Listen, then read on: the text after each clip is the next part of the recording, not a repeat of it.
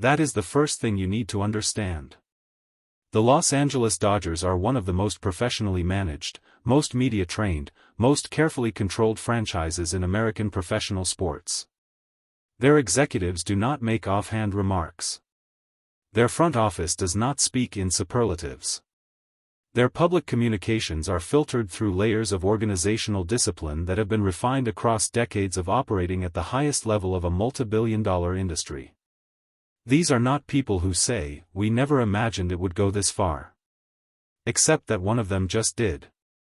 In a conversation that was intended to be background context for a broader story about stadium infrastructure and franchise valuation, a senior Dodgers executive said those 8 words with a quality in his voice that the journalist sitting across from him immediately recognized as genuine. Not performed surprise. Not calculated modesty designed to amplify a marketing narrative.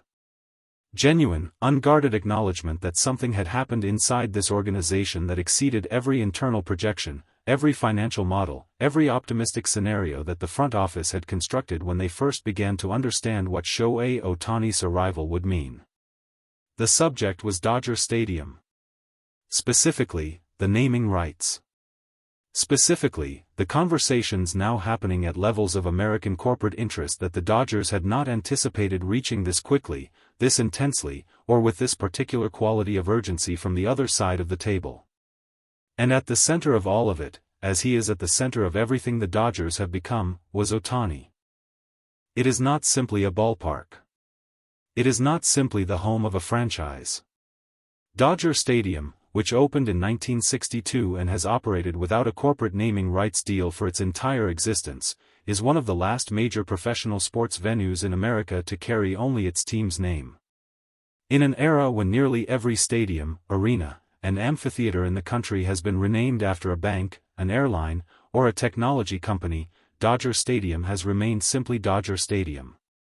That purity, if that is the right word for it, has its own market value.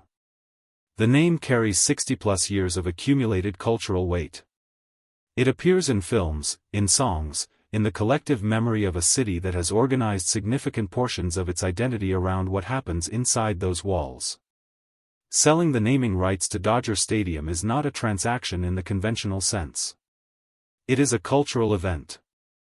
A statement about what the franchise values and what it is willing to exchange for what amount of money.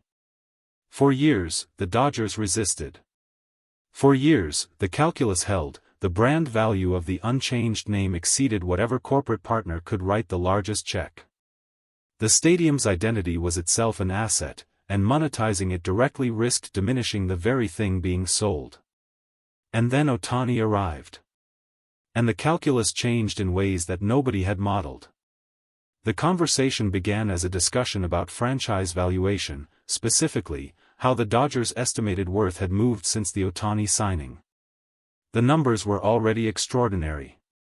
Forbes and other valuation services had tracked the Dodgers' franchise value moving significantly upward in the period following his arrival, driven by merchandise revenue, broadcast viewership, attendance figures, and the particular category of value that analysts call brand equity but which is really just a sophisticated way of measuring how much more interesting a thing has become. But the executive was not talking about those numbers when he said what he said. He was talking about something more specific. He was talking about the inbound interest from corporate partners regarding the stadium naming rights, interest that had, in his words, arrived from directions and at scales that the organization had not anticipated. He described conversations with entities that had never previously engaged with the Dodgers at the partnership level.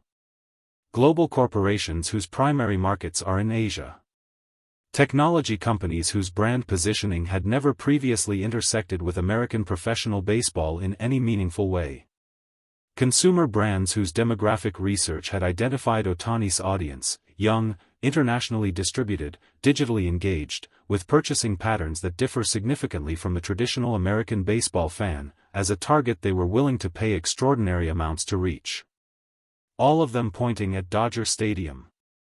All of them asking the same question. What would it cost? And that is when the executive said it. That is when the professional composure briefly yielded to something more honest. We never imagined it would go this far. The question sounds simple. The answer is genuinely complex, and the complexity is worth sitting with rather than collapsing into easy summary. The standard narrative about athlete-driven commercial value follows a predictable pattern. A great player performs at an elite level, accumulates public recognition, and that recognition translates into endorsement value, merchandise revenue, and the general commercial premium that attaches to franchises associated with greatness. This is the model that produced Michael Jordan's impact on the NBA, that produced Tiger Woods' impact on golf, that produced the commercial architecture around LeBron James in professional basketball. Ohtani fits this model.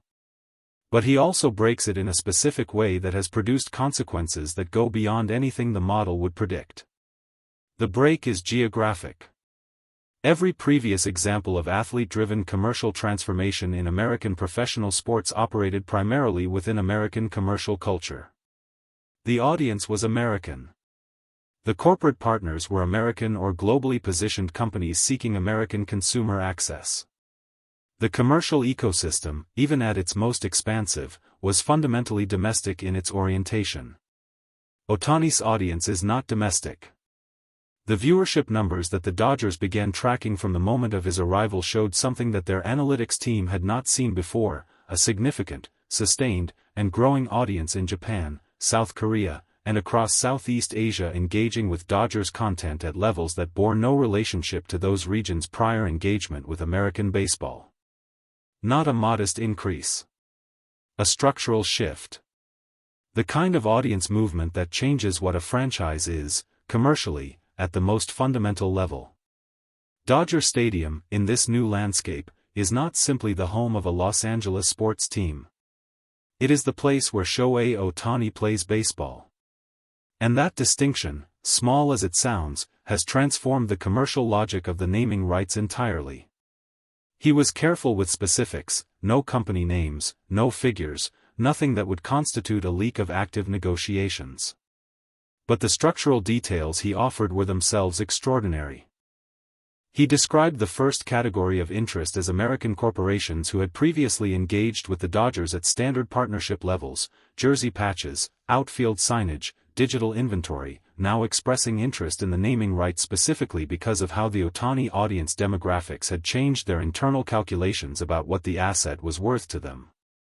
He described a second category as Japanese corporations making direct approaches through formal channels, something that had essentially never happened at this scale before in the context of American stadium naming rights.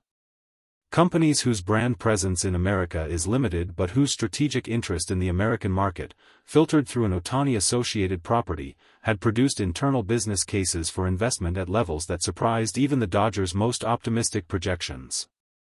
And he described a third category, the one that visibly affected his composure the most when he discussed it, as technology and media companies from multiple countries simultaneously identifying the naming rights as something more than a sponsorship. Identifying it as infrastructure. As a foundational piece of a global commercial architecture built around the most internationally significant active athlete in team sports. That third category is where the sentence came from. That is what he had never imagined going this far. The initial reaction was the predictable mixture of financial analysis and cultural commentary. What are the naming rights worth? Who are the likely buyers? What does this mean for the precedent of the stadium's unchanged name? How does this fit into the broader landscape of sports venue commercialization? But underneath those surface conversations, a more interesting debate was developing. A debate about what the Ohtani effect actually represents at the structural level, whether it is a temporary phenomenon tied to an individual career or whether it represents a permanent transformation in how American professional sports franchises relate to global commercial markets. The analysts who argued for the temporary view pointed to historical precedent. Stadium naming rights deals exist in a commercial environment that is always changing. Audiences shift. Corporate priorities shift. The premium that any individual player commands, however extraordinary, eventually resolves back toward the baseline when the career ends or the performance declines. But the analysts arguing for structural permanence made a more compelling case. They pointed out that what Ohtani has done is not simply build a large audience. He has demonstrated that a global audience for American baseball is buildable, that the sport, properly represented, can sustain international commercial interest at scales that were previously considered unreachable. That demonstration does not disappear when Ohtani's career ends. It changes what buyers and sellers believe is possible in perpetuity. The Dodgers, in this reading, are not simply benefiting from Ohtani's individual excellence. They are the first franchise to prove a new commercial model for American baseball in a global economy. And Dodger Stadium, with or without a corporate name attached to it, is the physical address where that proof was established. Multiple people within the front office, speaking in the careful way that people within tightly managed organizations speak when they are saying something that matters to them, have described a shift in how they think about what they are building. The commercial outcomes, the naming rights interest, the valuation increases, the global partnership conversations, are outcomes, not objectives.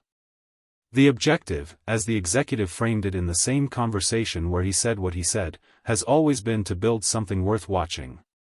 To put the best possible version of the game on the field and trust that audiences will find it. What they had not fully anticipated was the specific quality of audience that Ohtani would bring, not just larger, but different. More internationally distributed.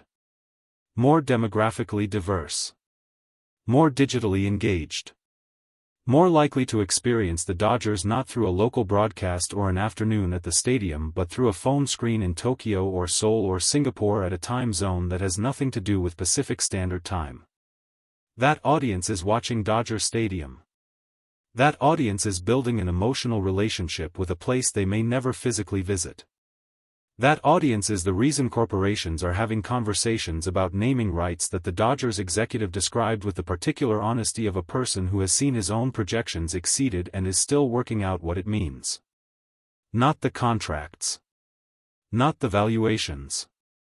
Not the naming rights conversations or the corporate approaches or the global audience metrics.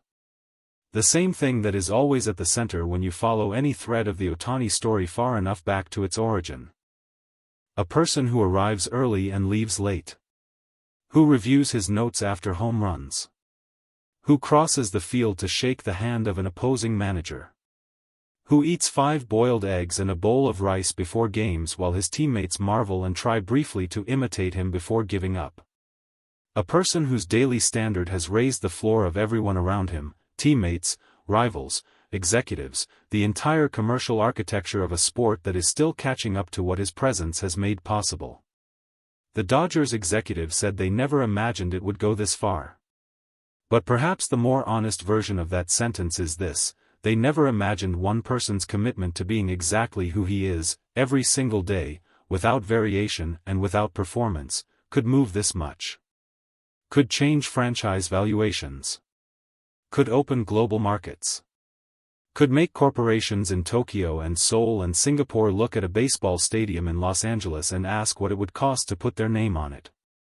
Could make an organization that has operated for 60 years without selling those naming rights sit down and seriously consider doing so. Not because the money changed. Because the meaning changed. Because Shohei Ohtani plays there. And in 2025, that fact alone has proven to be worth more than anyone, including the people inside the building, ever imagined it could be.